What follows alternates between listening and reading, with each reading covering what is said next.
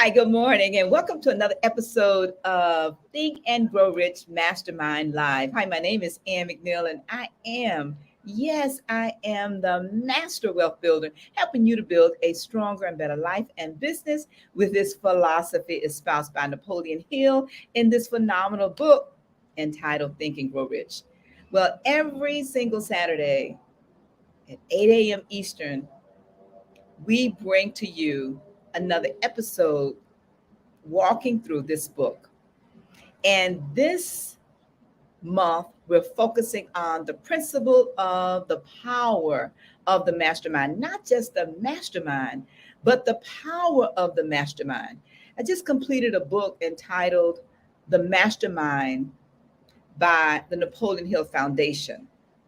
And this book was a synopsis written in the first person by Napoleon Hill, where he talked about how the power of this principle worked in his life. And you'll have to read it for yourself. But I will tell you, it was so encouraging and inspiring to me to watch over a 30-year period of time how Napoleon Hill walked through, struggled through, and was challenged through 10 failed businesses and three failed marriages until his fourth marriage. Yes, I did say that. Yes, 10 failed businesses and three failed marriages. Now, why is that important to this principle? Well, he says that when you employ this mastermind principle in your life and in your business, and you are connected with the infinite intelligence, accumulated experience of the lives of others, and the research that you will do over a lifetime, it will help you to build and live a better quality of life with individuals who are holding you accountable. And speaking of individuals who are holding us accountable, I'm excited today to share with you our co-hosts. They're off today, but our guest is none other today with, I want to first let me thank Trevor for sharing with us his mastermind partner, Brian Houpe. And Brian, let's bring Brian on. Good morning. How are you this morning? I did not check to make sure I'm pronouncing your name properly. How are you this morning? Can you pronounce your name properly for me? I am excellent. Thank you very much. And you know what? You were very close. It's Houpe, kind of like house, but Houpe. And for what it's worth, 90% of the population tends to say hoop. So you are in the top 10%, getting it closer. So that's, yeah, thank you for having me. I'm excited to be here. All right. Thank you for being here. Brian, just tell you just a little bit about Brian, and we're going to have him tell you a little bit more. But Brian, PCC, and you'll have to tell us about the PCC, Brian, he says that it has been his belief that quality of leadership drives the quality of our lives. And I would say the quality of our lives and the quality of our businesses. And for him at ReZone, he provides executive coaching and leadership development specifically for those of you that's listening, specifically tailored for executive leaders. And these leaders are leaders of leaders. So yes, I did say that. The leaders of leaders, and you know who you are. And if you're not a leader of leader, then Brian may not be for you. That's Ann McNeil saying that.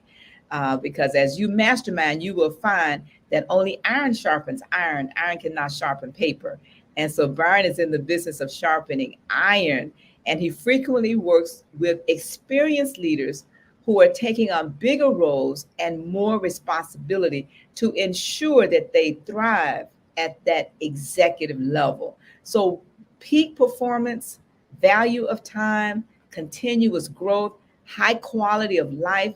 Brian Houpe has led multiple teams through 5 mergers and acquisitions and fast-paced television and advertising industry. And Brian, I see you smiling just slightly because you have done a lot. And so we want to welcome you to this podcast this morning, and want to have you tell us a little bit more about how did you get here? What's your story? I know all of these wonderful things are great, but I'm sure you were not born with all of these abilities.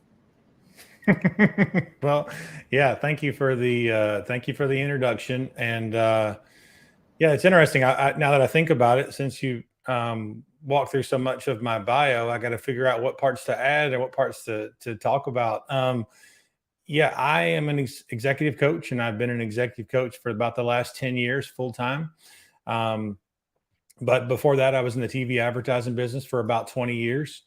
And, depending on if I'm talking to you at a barbecue or a cocktail party, that might not be what I tell you at first. I'm probably going to tell you that I'm a dad and I'm a grandfather and I'm an uncle.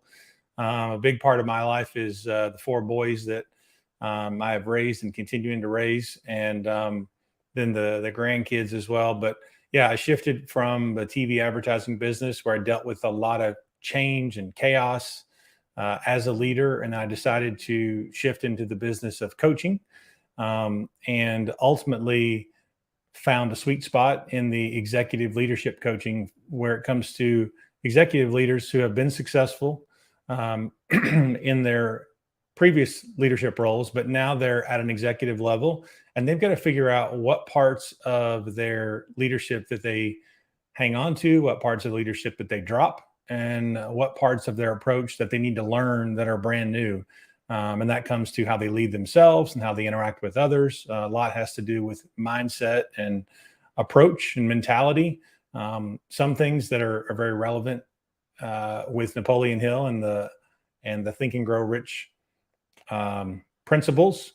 As you and I were talking as we warmed up, I originally discovered that book probably 18 years ago, and had been implementing some of those things unknowingly, and then realized that there was some more that really helped make a big difference for me. And I was thinking back, I remember that I had a original iPod that was about the size of a brick. And I had Think and Grow Rich on that. And I remember walking around the neighborhood. I was thinking through when that was, and I can remember walking around the neighborhood I live in now, which was probably around 2004. And I remember it encouraging me to go take my walk again so I could continue to listen to Napoleon Hill and those principles. It's reminding me of no excuses. There are no excuses whatsoever. And as we were talking, we want to welcome all of our, we have some dedicated, I mean, really dedicated group of masterminders that come on every single Saturday. So we want to welcome all of you, Renette Gordon, Angelina Buckley, Cherise Dubose, and everybody. Colette, always, Colette, I think you come on before I come on, Colette, because you're normally number one between you and Doretha Dennis. And thank you so much, all of you. But what Brian is doing is he's reminding us that there are no excuses. You put on I don't care if it's a brick you're carrying, if that's an old iPod or a tape cassette or the book or whatever it is you need to have with you. It's no excuse why you cannot listen to and read and begin to live and embody these principles. Well, speaking of embodying the principles, we're going to quickly go to our 13 principles and look at how do these principles, if you will, stack on top of each other. So let's take a moment and listen to the 13 principles, and we'll come back and have a continuous conversation with Brian and his journey through the MasterMind principle. Number 1 is desire. Napoleon Hill said that everything starts with a burning desire, a compelling reason for doing what it is we do. Step 2 is faith, having belief in our ability to attain that which we desire. Step 3 is what we call autosuggestion. Autosuggestion simply means being very intentional about the things that we are pouring into our thoughts, into our brains, and into our consciousness. Our brains, our minds will receive everything automatically, but we have to work extra hard to make sure that the positive things are what we are feeding ourselves, because those positive thoughts are going to turn into positive actions. Step number 4 is specialized knowledge. No one person knows everything. even about whatever their particular area of expertise might be. And the value of the MasterMind principle is using the specialized knowledge of other people. Step number 5 is imagination, the workshop of the mind. Everything starts with our imagination and our thoughts, the burning desire to transform those thoughts into our reality. In order to do that, we have to take a look at step 6, which is organized planning. That is how we crystallize our desire into action, organizing ourselves. Having the thought and not acting on the thought isn't going to get us anywhere. We have the thought, we go through the organized planning to transform that thought into action. Step number 7 is decision. What Napoleon Hill said is the mastery of procrastination. Napoleon Hill said that the antidote to procrastination is simply to make a decision and then move on that decision. Step 8 is persistence. We have to have a sustained effort which is induced by our faith in order to achieve our goals. One of Napoleon Hill's books I love, even the title, 3 Feet from Gold.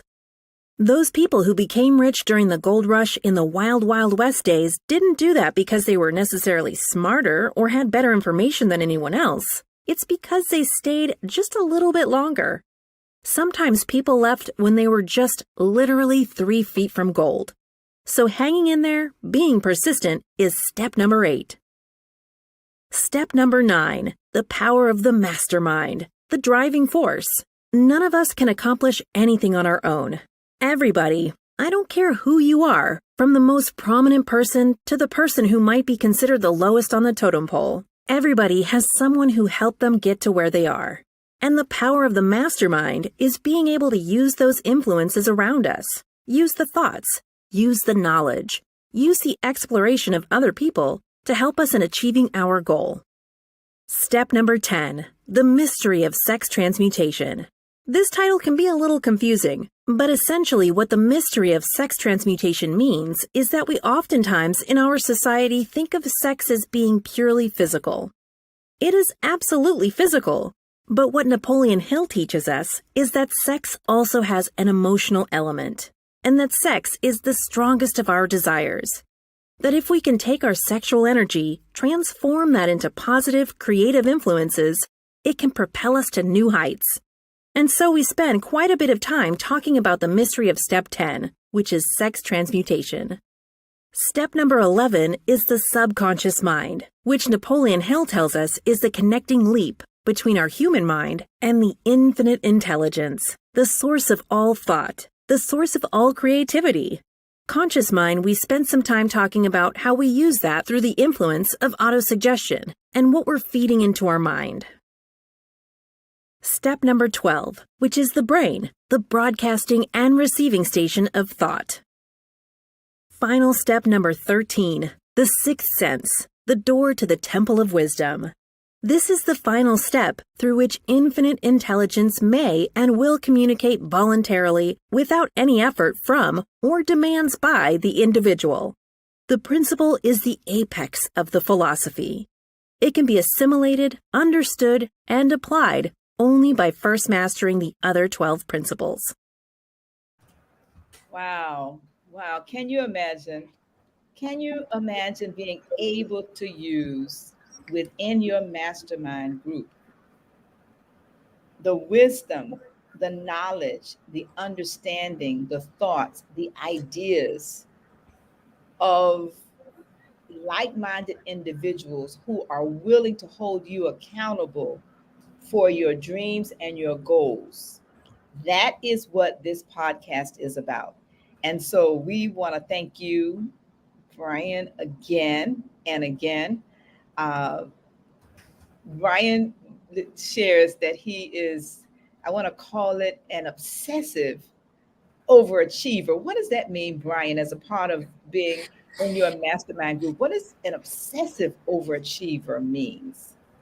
Well, I'll tell you, one of the ways that might help make that more clear is I would say, so when I was in the corporate world, this was probably 20 years ago, we had a Christmas party, and we did kind of a fun little exercise where it was you would give these little awards like you may have done as a senior in high school, like class clown and best dressed and, that sort of thing. And one of those was office workaholic. And I learned in this Christmas party that I was hands down the office workaholic. And that was not a badge of honor. That was a frustration I had.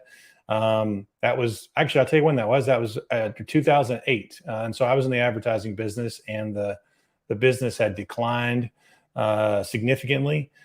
Yet I worked for a big company, and our goals were to grow 10%. And we grew about 7 or 8%. So we missed our goals, and yet I was viewed as the person who worked the hardest and the most and obsessively. And it was a real blow for me. And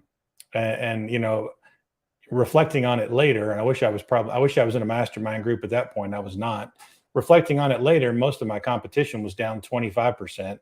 And if you really were to take an objective look at it, my team was really successful.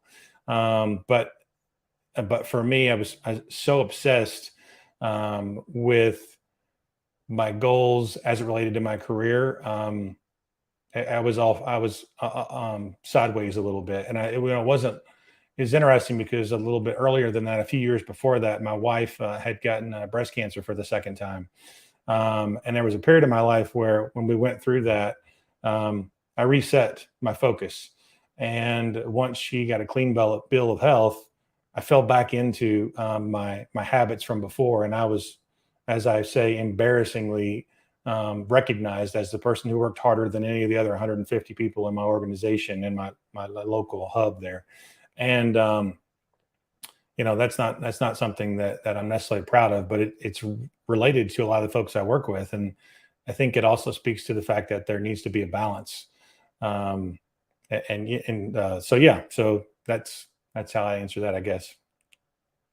Wow. We talked earlier about the fact that a few weeks ago, Trevor Blondell, your mastermind buddy, Mm-hmm. was a guest here on this podcast. Mm-hmm. Can you share with us, how did the mastermind group come together that you now are in with Trevor? Absolutely. So their mastermind is 3 of us. I've been a big fan of the mastermind concept. And since I have been an independent entrepreneur for the last 10 years, I have attempted to create a productive mastermind.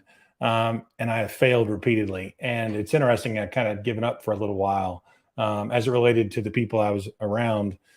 And probably 3 or 4 years ago, I've been interacting with Trevor pretty regularly. He and I went through the same executive coaching training, and we met each other in that process. And there was another individual, Nicole Pravanchi, who is another executive coach that I had gotten to know. And I was talking to each of them pretty regularly in a bit of a kind of one-on-one mastermind type of way. We would talk about accountability and talk about challenges we were dealing with and goals. And I actually proposed that they meet each other and that we would try to come together, the 3 of us. And we did. And I think that was probably 3 years ago. And we have had it on our calendar every single week since. I mean, we've had situations where we're on vacation or in a training or whatever, where we've definitely missed. But for the most part, we meet probably 3 weeks a month, and probably for 3 years in a row. Now, I'm glad you said that on vacation, and I go back to no excuses, because I want to let everybody know last week I had a different background. And for those who normally watch the podcast, my normal background is a bookshelf full of books behind me. And so last week I was in Panama, no excuses, but I still came on the podcast. This week I am on a date with my daughter. And if you can just take a moment, and Brian said, "Oh, wow." And I was trying to figure out where to host this podcast from today. No excuses. We're talking about committing to your mastermind. All of you are part of our mastermind group. And for me, it's no excuses. And this is my view.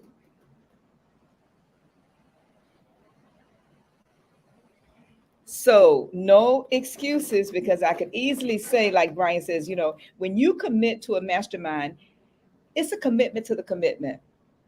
And so you have to decide, are you committed to your goals, your dreams, and your objectives about whatever it is that you desire? And I want to go back to something that Napoleon Hill says about, um, you know, go back to the desire principle and ask yourself, how much money do you want? What are you willing to do in return for the money? Some kind of product or service. By what date do you want that money? What is your plan of action? And where is the affirmation statement you're willing to recite once a day, once when arising in the morning, and then once before you go to bed at night? Those are what I call the 6 keys to riches. And if you're interested in getting those 6 keys, you can text the word ANN, ANN, at 55678. 55678. Text the word "and" in the chat at 55678, and we will send you those 6 powerful keys to riches. And you would take those 6 keys, and I'm going to suggest you do this too, Brian. I already talked to your mastermind buddy Trevor about this on the podcast that I was blessed to do on his podcast. But I believe that Napoleon Hill had the key to the power of the mastermind principle in your mastermind group. When you meet every single week or every single month or however often you meet, and this is for all of us, if you're not discussing and challenging each other, how much do and when by, these 6 keys, what are we really talking about? And again, if you text the word "and" in the chat at the number 55678, I'll send that to you.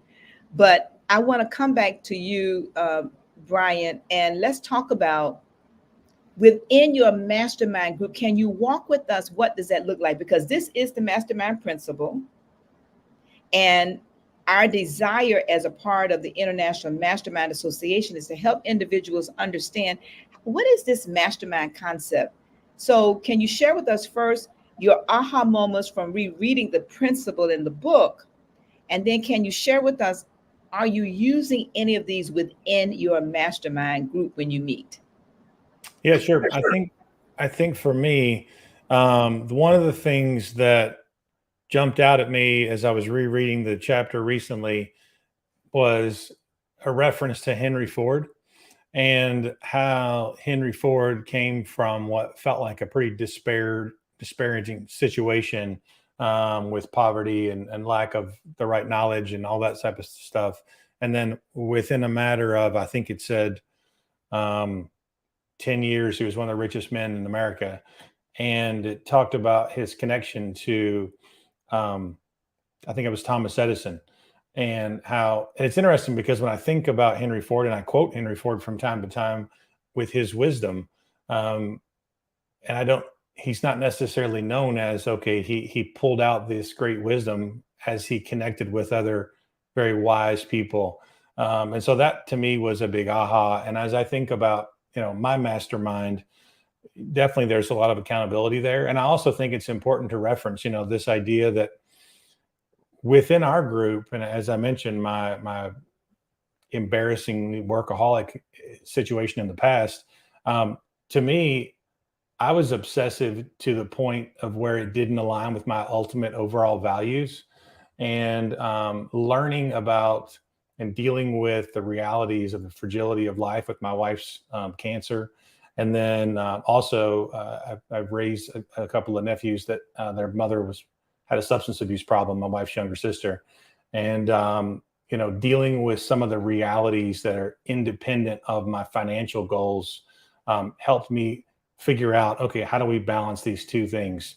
And when I think about a mastermind group, that one of the things that it has in the book too is the importance of like-minded individuals. And I think I can't emphasize that enough. One of the reasons that my group works is not only do we have the same goals, and not only are we accountable to each other and we have consistent interaction, we've agreed on the same values. And so with us, the opportunity is, some of our values are to unplug from work for a while and fully engage with our families. And so we've decided up front that there are going to be some times where we don't meet. Um, uh, when I think about my other masterminds in the past that didn't work, I don't know that we were as clear about some of those things. And so exactly what you're saying, if the intention is to be there consistently and then people aren't there, then it's difficult to get it going. It reminds me this week, I did some team building work around the 5 dysfunctions of a team that some people may be familiar with, and it works through these 5 steps that get into play. And the bottom step is trust. And without trust, we can't move our way up through the steps to be an effective team. And I think when I think about a mastermind, it has to be an effective team. And we have to have that trust that has to be built. And if I think before, so much of the masterminds I have participated in that didn't light a fire. They were only aligned on goals. And so being able to find that like-minded portion is so helpful. With Trevor and Nicole in my group, we are similarly in our journey as far as the tenure of our own entrepreneurial businesses. But we have different interests and we challenge each other. We have different backgrounds. We have different knowledge base, and we're diving into different things. You mentioned that you met Trevor through the NSA. He's very involved with our local NSA chapter. And so he's very deep in that with knowledge of being a professional speaker. I've been on the board of our International Coaching Federation for our region in a few state area. And so I'm really deep in that place. And then Nicole does a lot of things in with facilitation and nonprofit work and speaking as well. But we some PR and some marketing. We come from different angles, and we're able to challenge each other and help each other continue to grow because we've established up front that we want a lot of the same things. I think one of the ahas for me that I need to revisit, to be honest, and something we talked about, I think whenever we were warming up, or maybe you said it a minute ago, but having a shared goal. We have some shared goals, some individual goals, and we have some accountability on those goals. But the idea of what is our overall goal, and I think we haven't necessarily put that in writing. And so I think that's probably something good for us to do, but we absolutely are continuing to put in we speak on a regular basis. What are our goals for the year? What are our individual goals for the quarter? What are we committing to? How do we do on that? And when I think about what's in the book, I'm looking down here at the book on my corner here, but then at the same time, I think about the things that are in there. We make each other uncomfortable in the interest of helping each other get to our goals. And there are times where I got to be honest, I don't necessarily love that. But at the same time, in hindsight, I do love it because it gets me where I want to go. It gets me there more quickly, and it gives me a dose of reality that maybe I'm not getting from another outlet. And I can't even remember what your original question was. Hopefully I got somewhere around it in that rambling. Listen, you gave us that plus more. Actually, I was busily typing in the chat because you dropped so many nuggets. One in particular about the 5 dysfunctions of a team, and the 5th one being trust. The other one, you talked about the group goal, and I just put that in the YouTube feed. And so, Tia, if you can help us place that in the lower third, because if we are truly honest with ourselves, we only grow when we're uncomfortable.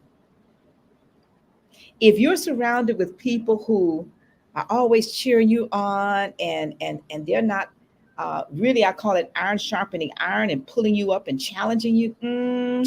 I think it was T.D. Jakes that I heard say, if you're the smartest person in your group, especially a mastermind group, you need to get another group.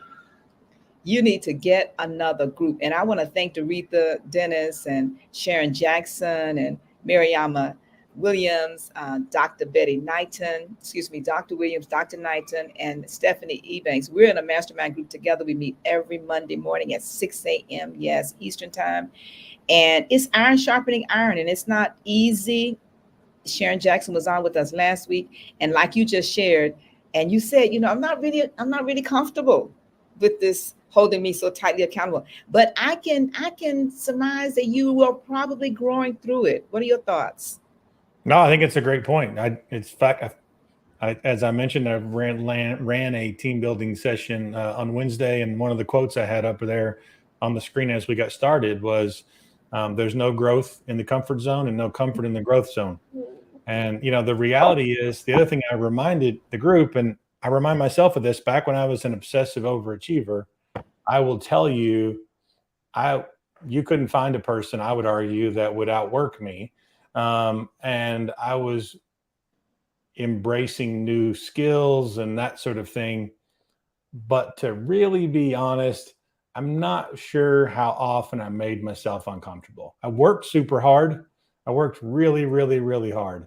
And a lot of the people that I work with, these executives, have worked very hard, and they're very smart, and they've learned a lot of new skills, and they've gotten promotions, and they've gotten raises, and they've gotten more responsibility, and they're making a big difference.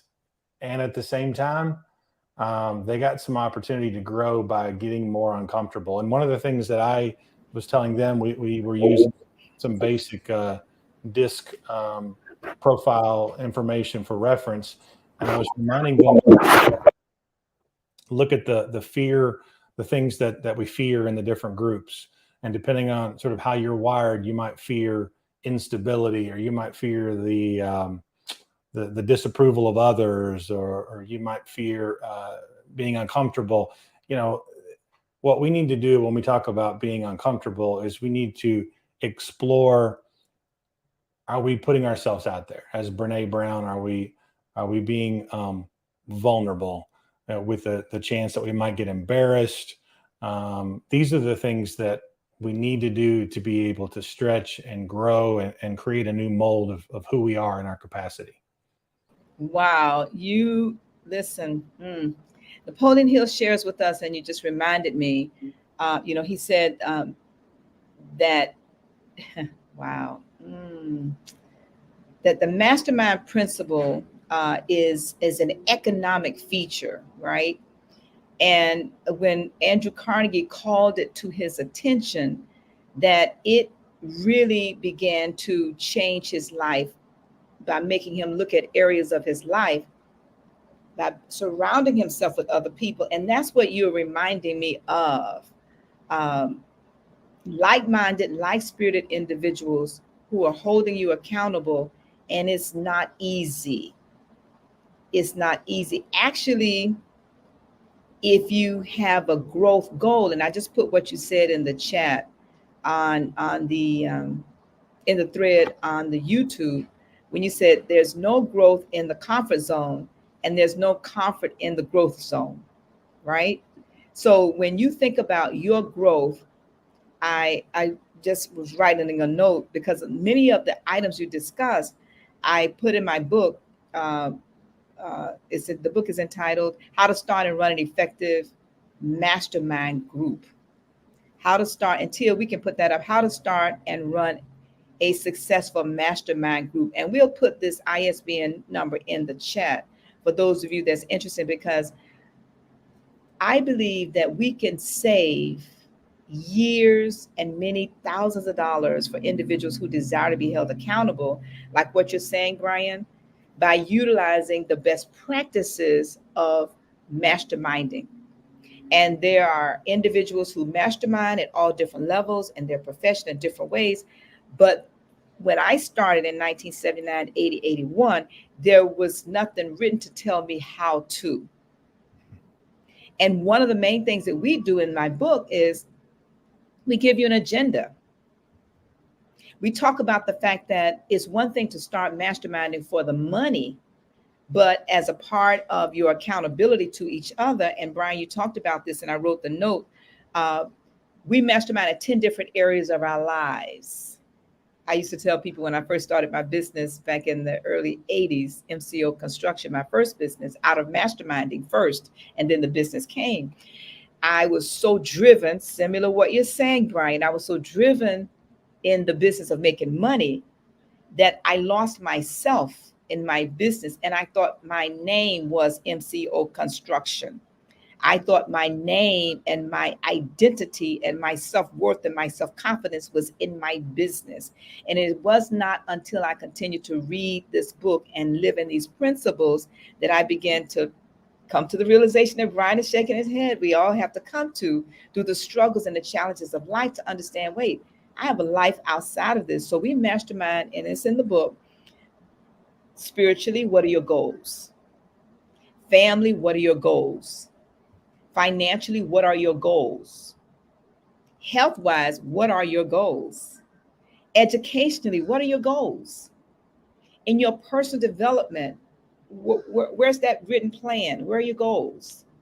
In your business arc, your career, where are those goals written? In the recreational area of your life and your business, where are the written goals? How about your civic commitment in the spirit of service to your community and yourself? But where is it written? How about creativity? So those are the 10 areas that I espouse in the book that we should mastermind in each of those, right? But I also would challenge you, and we put this in the book, that you set these goals for 6 months, 1 year, 5 years, 10 years, 1 year, 6 months, 1 year, 5 years, 10 years, 20 years.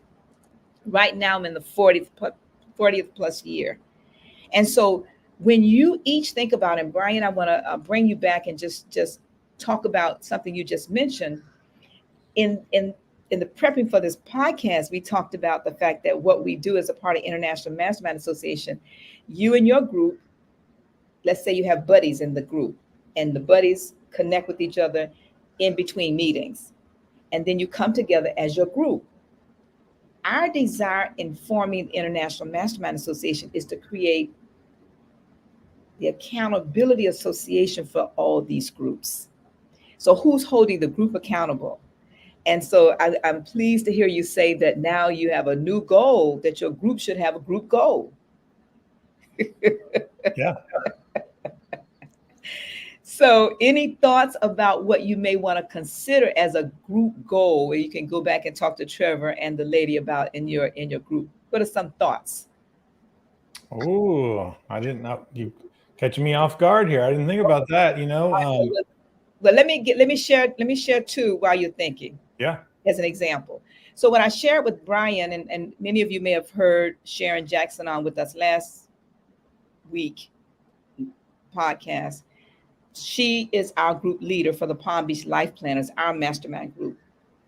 And many years ago, when we started setting group goals to be held accountable to the International Mastermind Association, we decided to take a retreat once a year. And we chose which women's retreat we would attend. And in doing that, what we did was we set an amount of money we needed to put aside every week or every month in order to afford to make the investment to attend the retreat. We made the hotel, we did the registration, and we took a year, and as a group, we would attend this women's retreat. That's when we were younger. So I told Brian this morning, I said, but as we got older, we realized that a different group goal called, let's ensure that each of us have long-term care insurance as a group goal. Because as we age, it is our responsibility to take care of our responsibility for ourselves. And so it's best to do that when you're younger financially, so that as you age, you can continue to afford that, whether it's disability insurance or long-term care insurance. And by the way, all of this is in the book, How to Start and Run a Successful Mastermind Group, as a part of how we hold each other accountable. So now, Brian, with those thoughts in mind, you have any thoughts about what kind of group goal? And for those of you in the chat, we want to bring you into this conversation. Renette, thank you for always chiming in. And Wyman, Awesome, awesome, awesome. I want to just make sure that we challenge each of you. And Alma, Rich, yes, thank you also for joining us this morning. But I'm going to challenge each of you as Brian continues to think about a group goal. I would like to challenge each of you, Renette, Rich, Wyman, Doretha, Sharice, all of you, Angelina, everybody, Colette, all of you in the chat, give us one group goal that you want to be held accountable for while Brian is thinking about his. He's got to think about a couple of goals, and maybe we can give him some ideas in the chat.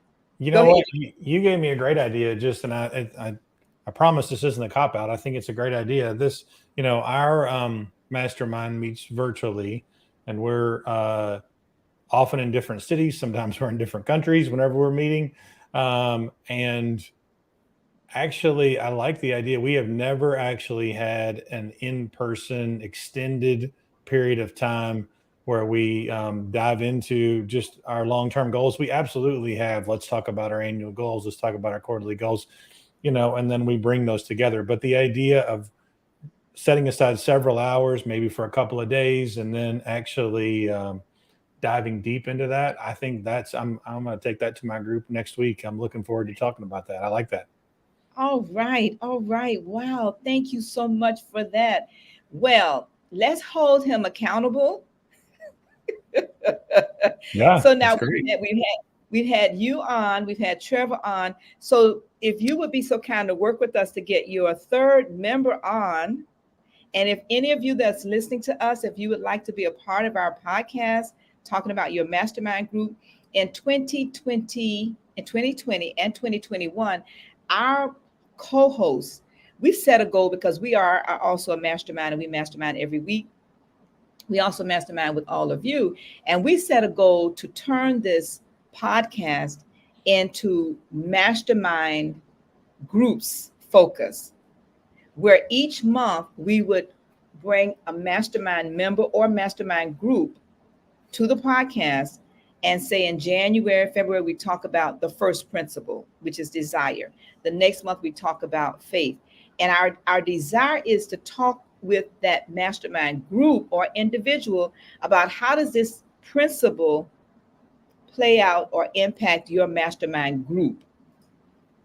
Because when you think about these 13 principles and you think about your mastermind group, and if you're walking through the book with your group, which hint, Brian, we'd like to suggest you may want to consider.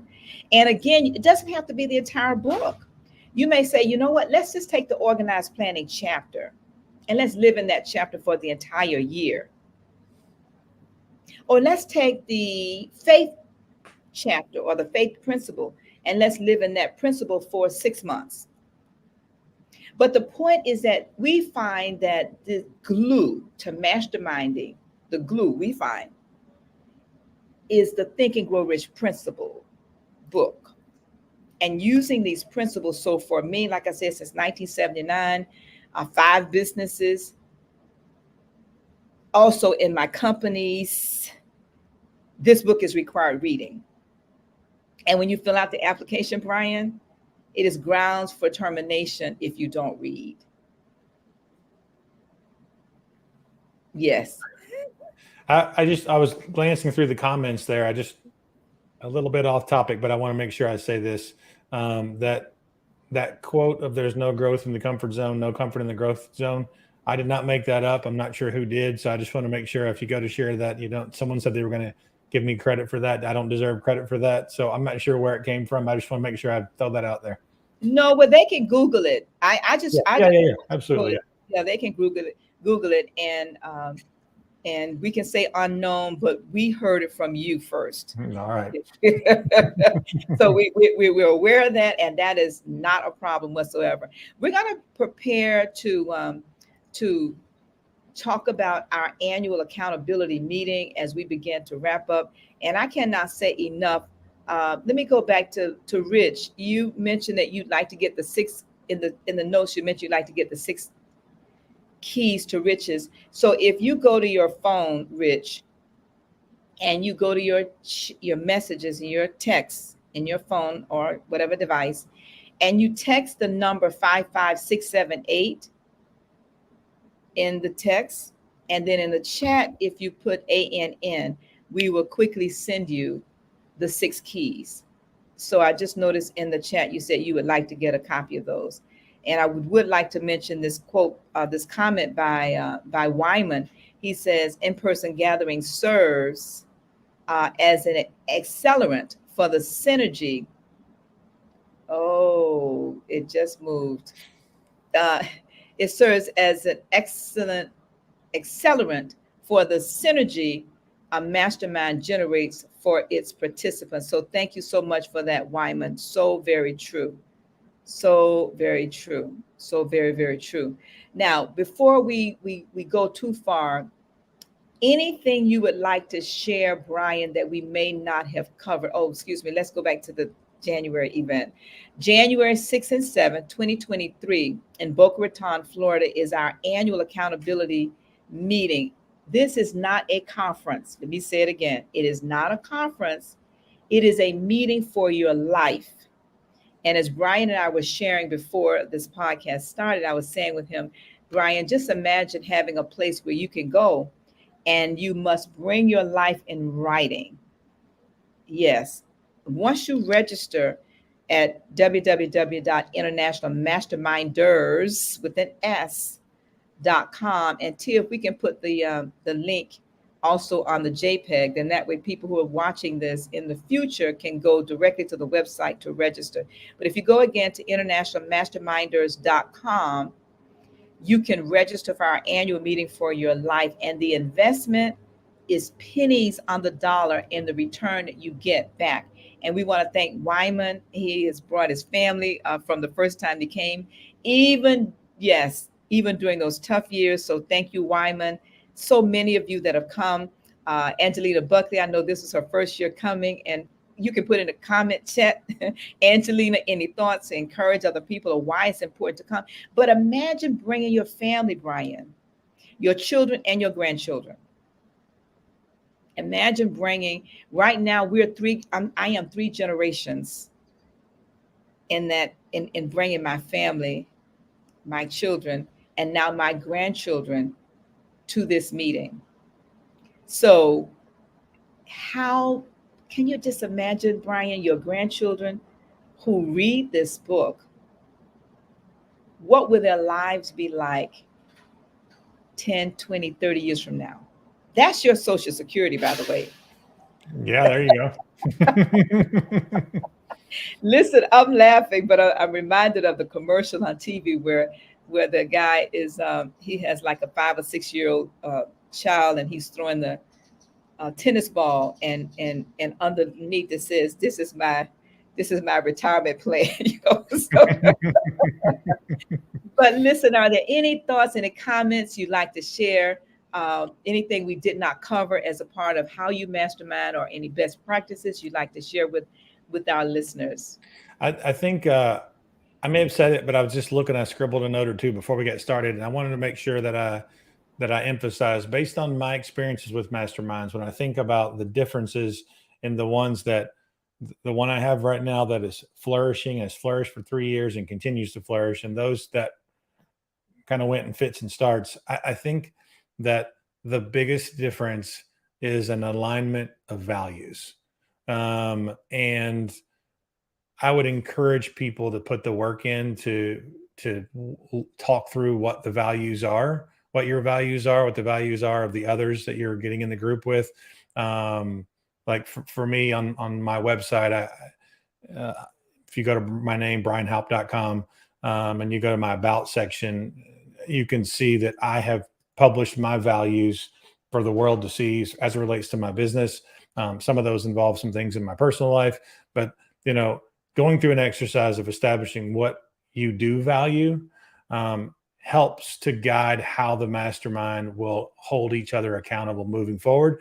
And it also can catch, just having the same goals is nice, but it's so much more difficult to develop the deep levels of trust if you don't have the same values.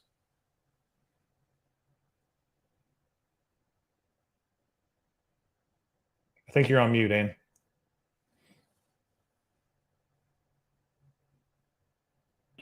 Thank you. I have the stream in the background and the all this water flowing. So I just want to make sure that everybody could hear you clearly.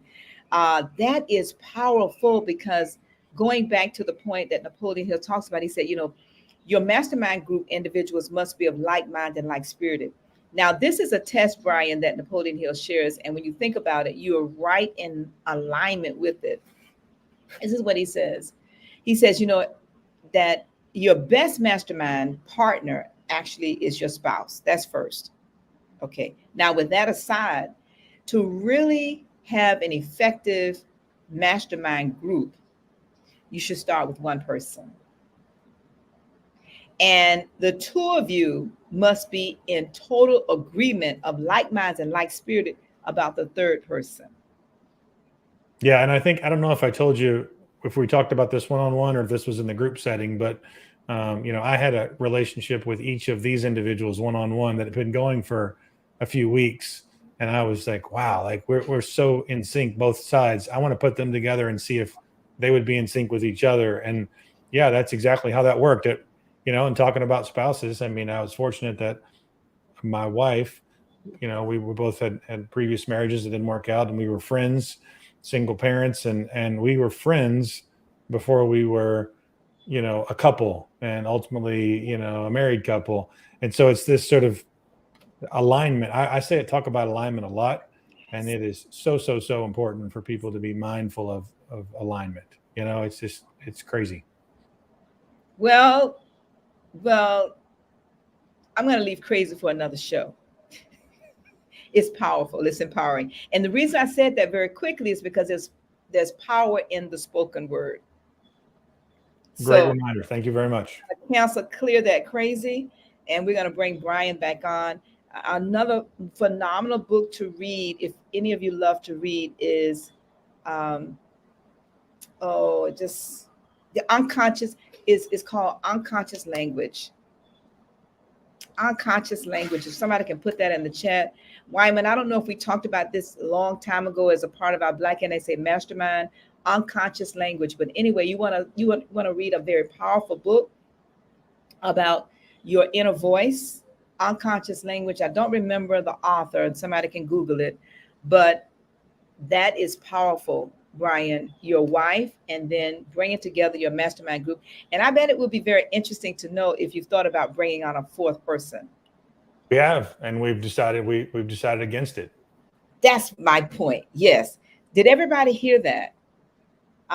Angelina Buckley and all of you who are partners with me in our Clarity and Mastermind, one of the most powerful groups you can have is a small group of like-minded, like-spirited individuals that have synergy and energy. And oftentimes we think more is better, and sometimes more can actually be worse when you talk about a mastermind group. Because it's not about all of that. It's about iron sharpening iron and having people hold you accountable, but you must also be willing to hold them accountable. As many of you can see, this is one of my favorite subjects. I'm going to wrap up because my time is short. How can people reach you, Brian, if they'd like to connect with you? Probably the easiest way is just type in my name, brianhoupe.com. That goes to my website. And then if you're on LinkedIn, follow me on LinkedIn or send me an invitation to connect and mention that, you saw me here. And I am in the habit of putting things out on LinkedIn on a regular basis that I think are relevant to senior level leaders. Really, they're relevant to any leader. But with the idea of being attention on the senior level executive leader or any leader of other leaders, because when you're a leader of others, you've got to think differently and you got to show up differently. You got to lead yourself differently and interact with others differently. And that's the business that I'm in. And I'm so thrilled to be here. Thank you so much. And I appreciate everyone who got up early to get on here live and to type in comments. And so thank you guys so much. And thank you, Ann, again. And thank you, Tia, for the behind the scenes work. Thank you guys so much for allowing me to be here. No, thank you. Oh, so powerful. Thank you. And Tia just gave us the correct name of that book. It is called The Logos of Now. Powerful book about the subconscious mind and the words we use to bring energy to us. My name is Ann McNeil, and I am the Master Wealth Builder, helping you to build a stronger and better life and business. And you can connect with me by going to annmcneil.com. I am so honored, Brian, to have you share. There are individuals who will not hear my voice. They will not hear my voice. They will not hear Dr. Peter James' voice. They will not hear Galen's voice, but they will only hear your voice. And so we are honored to have you here today. And this was such a even flowing, powerful, inspiring conversation. And I want to thank you. I will encourage you to consider sharing the Think and Grow Rich book with your clients, and imagine how differently that relationship will build between you and the firms and the individuals that you coach and that you do consulting with. Because the foundation will challenge them and ensure what you're saying to them as a third-party validation. All right. And so we'll talk offline about bringing your third person. Now we've had all two of you, and it'd be great to get the third. We want to also share with all of you that's listening that on Tuesday, we're hosting our Think and Grow Rich Mastermind beta test. You can go to internationalmasterminders.com/group mastermind to register. And we will be talking about the good and the bad and the ugly of masterminding. This is an association. And our desire is for it to become the place where anybody can come. If you're in a mastermind group, or you're thinking about starting a mastermind group, or if you have questions, you just want to dialogue, you want to get some support, you want to talk about some best practices, we're desiring to create a place and a safe space for all of us to come and have that conversation. So internationalmasterminders.com/group mastermind, please join us there. And the date, Tia, if you can put that in the chat for those who will be listening in the future, it is always the second Tuesday. The date is don't let me get it wrong, I believe it is September the 13th. If somebody can help me know what is next Tuesday, put that in the chat. But it's next Tuesday in September, and it is, okay. I'm not sure. Let me go to my own calendar, Tia. Give me some help. Yeah, that's the 13th. Tuesday the 13th. Thank you, Tia. Tuesday the 13th at 9 a.m. Eastern time. So if any of you are interested in participating in that conversation, I'm going to go ahead and wrap up with our niche to be rich. I am hosting a one-day retreat for those of you that's interested in niching to be rich. And I'm going to end this podcast by asking you, please comment, like, and share this podcast, but also please subscribe. If you have not subscribed, we're going to give you a couple of minutes as we close with this video from my last retreat. We're going to ask you to please subscribe and join us every Saturday as we walk through these principles espoused by Napoleon Hill, Think and Grow Rich. And Brian, again, you've been a jewel. All right. A diamond in the rough. Thank you. All right, everybody, we're going to wrap up with the video. Have a great day. Thanks. My why really is the fact that you really can think and grow rich with a spirit of excellence, in the spirit of service to God. I came from absolutely nothing. So there's no excuse about why I cannot help literally millions of people. But I have to start with one, and that one is myself.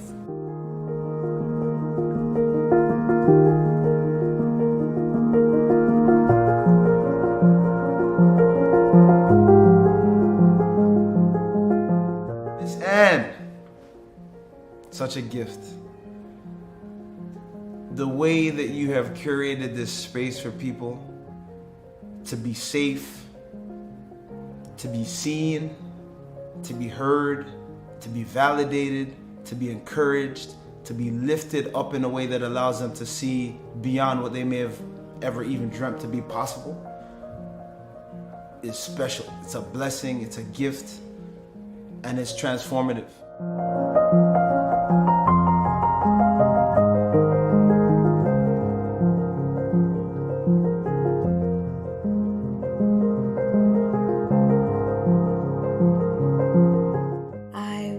say thank you for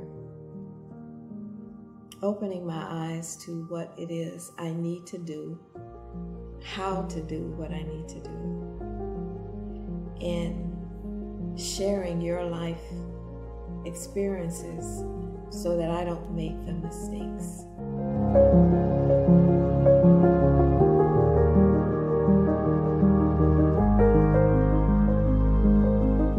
You need to surround yourself with individuals that see something in you that you can't see. Because once they see that, then they will keep bugging you because they know better is in there. And that's what she has done for me. She saw my better when I couldn't even see it.